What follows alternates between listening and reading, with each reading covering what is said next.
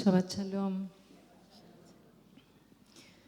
Le pedí a los chicos de cantar esta canción tan antigua y tan necesaria, porque necesitamos creer que lo que pedimos se va a cumplir. Hoy a la tarde la escuela necesitaba hacer un Kabbalat Shabbat especial, necesitaban poner en palabras los 10 meses que estamos viviendo desde el 7 de octubre. Los chicos de séptimo grado hicieron un trabajo extraordinario con Yael y dijeron algo que me conmocionó, que es acá nosotros en Betel aprendimos que siempre tenemos que levantar la voz y decir y pedir por paz. Hicieron una bandera de Israel con una bandera drusa y en esa bandera les decían a las familias de los chicos drusos asesinados que estaban con ellos. Y cuando terminó, una nena de 5 años se acercó y me dijo: todos los Shabbats a mí me llenan de felicidad. 5 años, pero hoy tengo el corazón un poco estrujado, me dijo. Y probablemente este año sea el más difícil para comentar Parashat Dvarim, porque solo hace 2 días era 7 de agosto y cumplíamos 10 interminables meses. Y estamos a 2 días de Tisha B'Av, el día de duelo asignado en el calendario para evocar las tragedias que golpearon a nuestro pueblo. Y estamos bajo amenaza de un ataque feroz contra la tierra de Israel. Es complejo no sumirse en una narrativa de desconsuelo absoluto. ¿Tenemos derecho al desconsuelo, al miedo, a la confusión, a no saber vivir este tiempo de tanto dolor? Al menos yo me doy ese permiso de no maquillar la herida con frases hechas, de no buscar respuestas simplistas. Necesitamos bucear en lo profundo para entender cómo seguimos y hacia dónde. Quizás Moshe hoy, en el comienzo de este nuevo libro, nos ayude a ubicarnos en este escenario lamentablemente no inédito en la historia de nuestro pueblo. ¿Cuántas veces leímos Megilat Eijá, el rollo de las lamentaciones, el día 9 de Av, sentados acá en el piso, escuchando la voz desesperada del profeta Jeremías ante la destrucción del Beit HaMikdash? ¿Cuántas veces estudiamos las atrocidades de la Inquisición? ¿Cuántas veces escuchamos los descarnados testimonios de los sobrevivientes de la Shoah? Hoy todas esas voces se actualizan en esta herida que revive en carne propia, esta matriz que nos acompaña como pueblo. Hoy no quiero encontrar ni buscar su causa. Me propongo encontrar palabras que nos ayuden a pensar un horizonte. El final del libro de Bemidbar, el libro que acabamos de terminar la semana pasada, el 4.º libro de la Torá, lo deja a Moshe en un panorama sin salida. Si no hubiera habido un 5.º libro de la Torá, podríamos concluir que la vida de Moshe fue un absoluto fracaso. Quienes fueron liberados de Egipto fueron condenados a morir en el desierto. Él no va a entrar a la tierra por la cual dio su vida ante Dios y ante el pueblo. Sus hermanos y su sostén, Moshe y Aarón, ya murieron, no lo acompañan más. 40 años caminando con un pueblo de insaciables demandas. Por orden de Dios ya nombró a su sucesora, Yoshua bin Nun. ¿Qué le queda a este hombre sino mirar hacia atrás su propia historia, sentirse desdichado y esperar su final?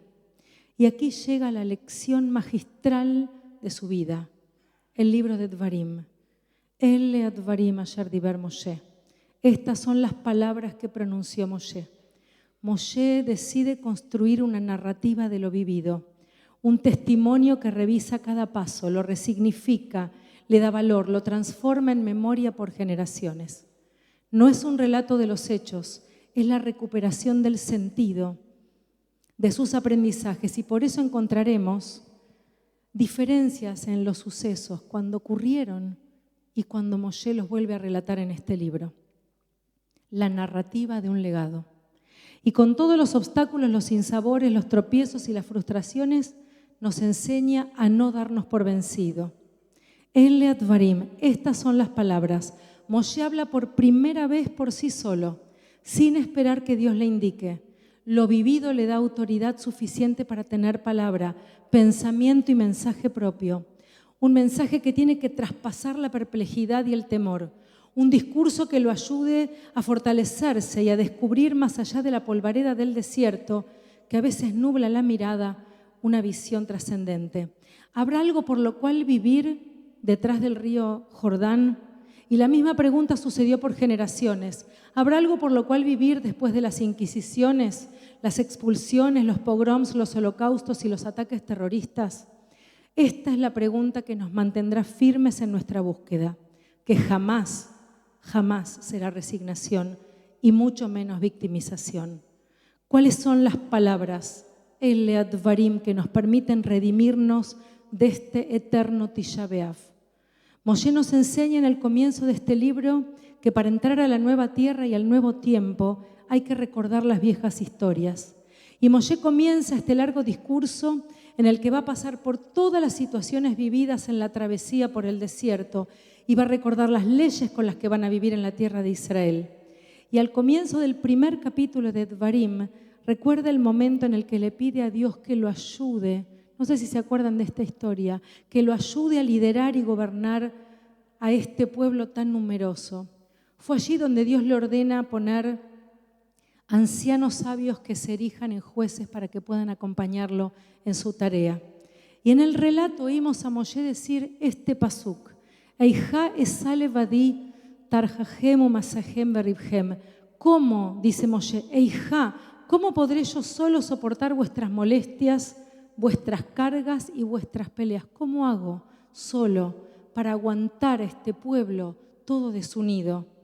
Un versículo que comienza, no sé si escucharon, con la misma palabra que le da nombre al libro que leemos en Tisha B'Av, Megilat Eijá, el libro de las lamentaciones. ¿Por qué? Porque empieza con un versículo igual que comienza el profeta Jeremías diciendo: Eijá yashva vadad air rabati am haitaka almaná.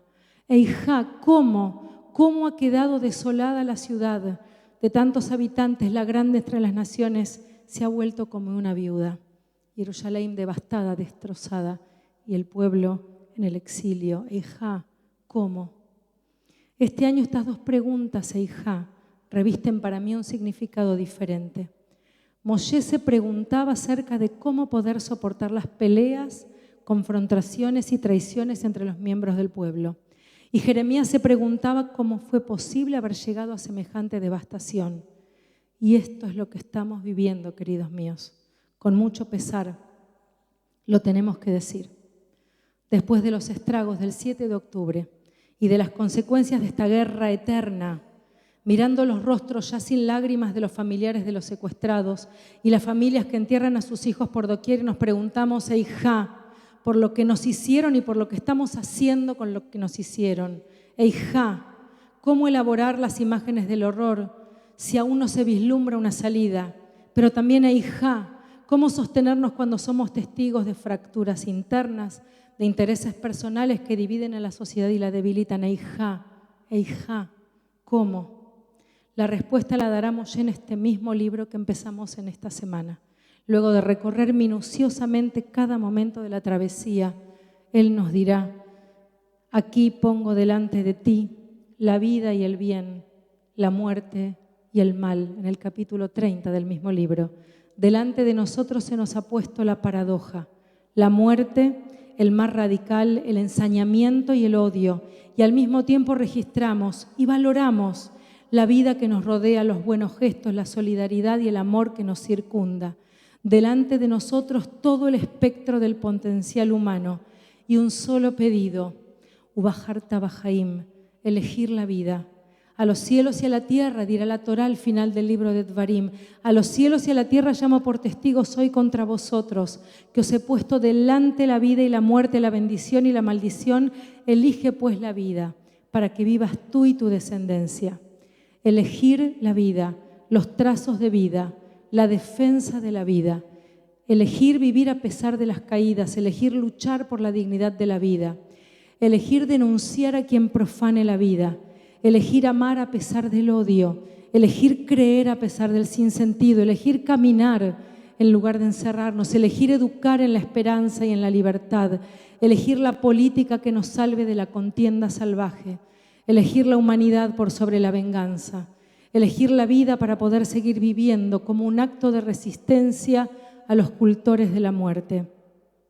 Vamos a vivir este próximo Tisha B'Av escuchando la letanía de las melodías de la Megilá, mezclada con los sollozos de generaciones que vienen y preguntan: Eija, ¿cómo puede ser?